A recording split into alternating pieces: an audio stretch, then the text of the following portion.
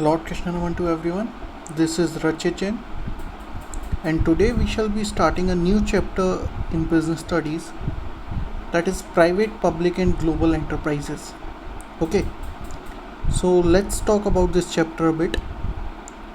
So, when we talk about private, public, and global enterprises, before talking about these enterprises, let's talk a bit about previous chapter. So, in previous chapter, we have already studied what are the types of private sector enterprises, and in this chapter we shall be discussing uh, forms of public sector enterprises, their merits and demerits. Okay, so first of all, let's talk about role of private sector versus public sector since independence. So when we talk about independence, sorry English में आ गया था मैं. Okay, तो English में ना जाके मैं हिंदी में ही थोड़ा सा रहता हूँ, क्योंकि कुछ स्टूडेंट्स की कंप्लेंट थी कि हिंदी में ही आप पढ़ाया करें. ओके, तो सबसे पहले अगर बात करते हैं कि प्रीवियस चैप्टर में हम लोग क्या पढ़ के आ रहे हैं.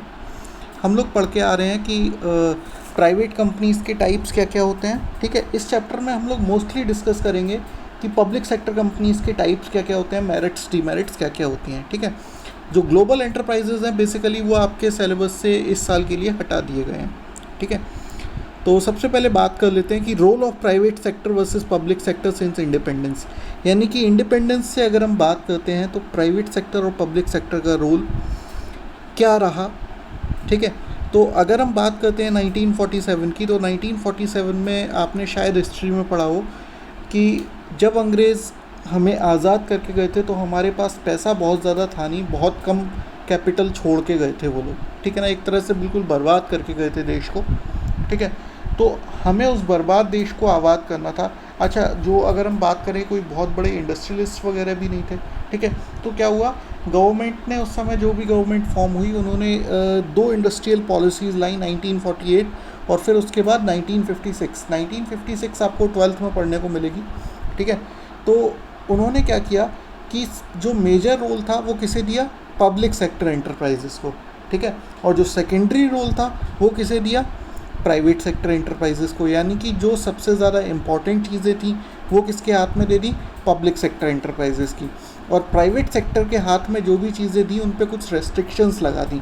ठीक है ना, जिसको हम लोगों ने बोला LQP.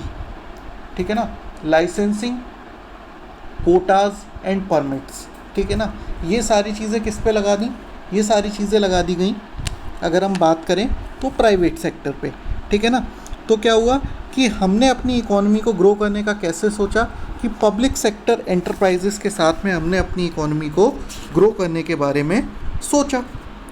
ठीक है ना, लेकिन फिर क्या हुआ कि हमने जब ये नीति अपनाई तो इसके साथ में हमने क्या किया, हमने जो भी ग्लोबल एंटरप्राइजेस थे, यानी कि अगर हम बात करें विदेश से आने वाली कंपनीज थी.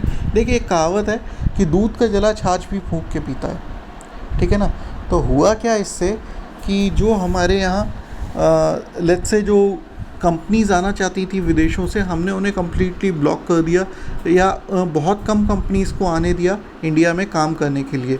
ठीक है ना, उनके ऊपर बहुत सारे रेस्ट्रिक्शंस लगा दिए, परमिट्स लगा दिए, कोटाज लगा दिए, इस तरह की बहुत सारी चीज़ें लगा दी. रीज़न क्या था कि भाई एक कंपनी आई थी ईस्ट इंडिया कंपनी जो हम पे 250-300 साल राज करके गई. ठीक है, अगली आ गई तो क्या होगा. ठीक है, तो फिर क्या हुआ कि हमने पब्लिक सेक्टर को बड़ा रोल दिया और प्राइवेट सेक्टर्स को और जो दूसरे देशों से कंपनीज आती थी उनको ब्लॉक करने की कोशिश की. ठीक है, सेल्फ सफिशिएंट होने की कोशिश की. ठीक है, तो क्या हुआ कि 1991 तक आते आते हमारे पास फॉरेन एक्सचेंज रिज़र्व था. देखिए, हम एक्सपोर्ट तो नहीं कर रहे थे लेकिन हम इंपोर्ट तब भी कुछ चीज़ें कर रहे थे जिनकी हमें बहुत ज़्यादा ज़रूरत थी. ठीक है ना, तो उससे हमारा क्या हुआ कि हमारे पास फॉरेन एक्सचेंज रिज़र्व, यानी कि जिन पैसों से, ऐसा तो नहीं है ना कि हम रुपयों से एक्सचेंज कर लेंगे कोई चीज़. ठीक है ना, तो फॉरेन एक्सचेंज रिज़र्व यानी कि गोल्ड और डॉलर्स ख़त्म होने लगे हमारे पास 1991 तक आते आते. ठीक है ना, तो 1991 में गवर्नमेंट ने क्या किया, उसने अपनी पॉलिसी को चेंज किया. LQP की जगह LPG की पॉलिसी लेके आई, यानी कि लिबरलाइजेशन, प्राइवेटाइजेशन और ग्लोबलाइजेशन. इसमें इन्होंने क्या किया कि जो प्राइवेट सेक्टर था उनको भी धीरे धीरे इन्वॉल्व करना शुरू किया. यानी कि जो पब्लिक सेक्टर कंपनीज़ थी उनमें से कुछ कंपनीज़ को प्राइवेटाइजेशन उनका करना शुरू किया। ठीक है, तो ये क्या हुआ, लिबरलाइजेशन हुआ, प्राइवेटाइजेशन हुआ यहाँ पे, और ग्लोबलाइजेशन हुआ यहाँ पे। ठीक है, तो इससे हुआ क्या, इससे MRTP और आया। ठीक है, the limit of expansion was raised bye amending MRTP, monopolistic and restrictive trade practices. अब देखिए क्या हुआ कि पहले क्या होता था कि गवर्नमेंट ने एक रूल लगाया हुआ था प्राइवेट सेक्टर पे कि आप कोई भी चीज़ ऐसी नहीं कर सकते कि जिस पे आपकी मोनोपोली हो। ठीक है ना, तो मोनोपोली होने से क्या होता है, मोनोपोली और कंपटीशन में अंतर समझ लो आप लोग। मोनोपोली में क्या होता है कि जहाँ पे सिर्फ एक ही तरह का, लेट्स से कि अगर सारी कंपनीज बंद हो जाएं कम्युनिकेशन में और सिर्फ जियो रह जाए, तो जियो की क्या होगी, मोनोपोली। वो अपने मर्जी का मालिक होगा, जितने रेट चाहेगा मांगेगा और हमको देने पड़ेंगे। ठीक है ना, वो होता है मोनोपोली। और कंपटीशन क्या होता है कि जब कई सारी प्लेयर्स होते हैं, यानी कि कई सारे कंपेटिटर्स होते हैं, तो वो क्या होता है, कंपटीशन। ठीक है ना, तो मोनोपोली कहीं पे ना हो, तो ऐसी चीज़ों को कम करने के लिए गवर्नमेंट ने एक रूल लगाया था जिसको हम लोगों ने बोला था MRTP, monopolistic and restrictive trade practices. ठीक है, तो अब हम देर ना करते हुए सीधे सीधे आते हैं अपने forms and types of public sector organisation. तो पब्लिक सेक्टर ऑर्गेनाइजेशंस की बात करते हैं, बेसिकली 3 टाइप के होते हैं, डिपार्टमेंटल अंडरटेकिंग्स, पब्लिक कॉरपोरेशन और statutory corporations, and government company. ठीक है ना, सबसे पहले हम लोग बात करेंगे डिपार्टमेंटल अंडरटेकिंग्स। ये क्या होता है, ये सबसे पुराना फॉर्म है पब्लिक सेक्टर का। ठीक है ना, पब्लिक सेक्टर एंटरप्राइजेस का। ठीक है, इसमें क्या होता है कि इसका गवर्नमेंट से अलग कोई भी एग्जिस्टेंस नहीं होता।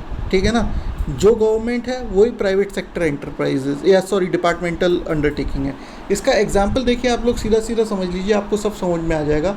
Defence, railway, telegraph, broadcasting and telephone, इनके आपने देखा होगा। देखिए सीधा सीधा इसका मतलब ये होता है डिपार्टमेंटल अंडरटेकिंग का कि जिसकी कोई मिनिस्ट्री बनी हुई है। ठीक है ना, जिसके लिए कोई मिनिस्ट्री अलग से बनी हुई है, वो क्या है, हमारी डिपार्टमेंटल अंडरटेकिंग। रेलवे मिनिस्ट्री है। ठीक है, उसके बाद डिफेंस मिनिस्ट्री है। ठीक है, उसके बाद अगर हम लोग बात करें तो ब्रॉडकास्टिंग मिनिस्ट्री है। ठीक है, अगर हम बात करें IT मिनिस्ट्री होती है, इंफॉर्मेशन एंड टेक्नोलॉजी, उसमें कौन सी आ जाती है, टेलीकॉम, ये भी एक मिनिस्ट्री है। ठीक है, तो ये सारे क्या है, जिसकी मिनिस्ट्री है वो क्या है, डिपार्टमेंटल अंडरटेकिंग। ठीक है, फीचर्स क्या क्या होते हैं इनके वो देख लेते हैं। They operate under the overall control of one of the ministers of the central और स्टेट गवर्नमेंट। ये किसके अंडर में काम करते हैं, ये सेंट्रल या स्टेट गवर्नमेंट की एक ना एक मिनिस्ट्री के अंदर काम करते हैं। रेलवे डिपार्टमेंट किसके अंदर काम करेगा, रेलवे मिनिस्ट्री के अंदर। ठीक है, उसके बाद डिफेंस किसके अंदर काम करेगा, डिफेंस मिनिस्ट्री के अंदर। Next, they are a part of government only, there is no separate legal entity. यानी कि देखिए ये जो डिपार्टमेंट्स होते हैं ये गवर्नमेंट का ही पार्ट होते हैं, पूरी तरह से गवर्नमेंट ही इनको देखती है। ठीक है, अब थोड़ा सा ये सब चेंज हो रहा है जब से रेलवे में और डिफेंस में प्राइवेट सेक्टर का थोड़ा सा आगमन हो गया है। इसके बारे में आगे हम लोग डिस्कस करेंगे थोड़ा सा अपने 7th चैप्टर में।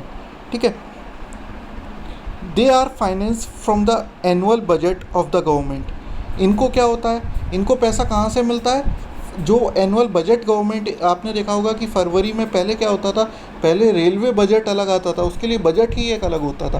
ठीक है, और जनरल बजट अलग आता था। ठीक है, लेकिन ये क्या होता है, ये जो बजट होता है, बजट में से ही इनको पैसा एलोकेट किया जाता है, चाहे डिफेंस हो, चाहे रेलवे हो, चाहे टेलीकम्युनिकेशन हो, इन सबको कहाँ से पैसा एलोकेट किया जाता है, बजट से। ठीक है ना, जो जनरल बजट होता है हमारा। The revenue of the department undertakings are deposited in the treasury of the government. यानी कि जो डिपार्टमेंटल अंडरटेकिंग होते हैं उनका जो रेवेन्यू होता है वो कहाँ चला जाता है, वो सीधा सीधा चला जाता है गवर्नमेंट के पास। ठीक है ना, गवर्नमेंट की जो ट्रेजरी है, खजाना है, उसमें डिपॉजिट हो जाता है।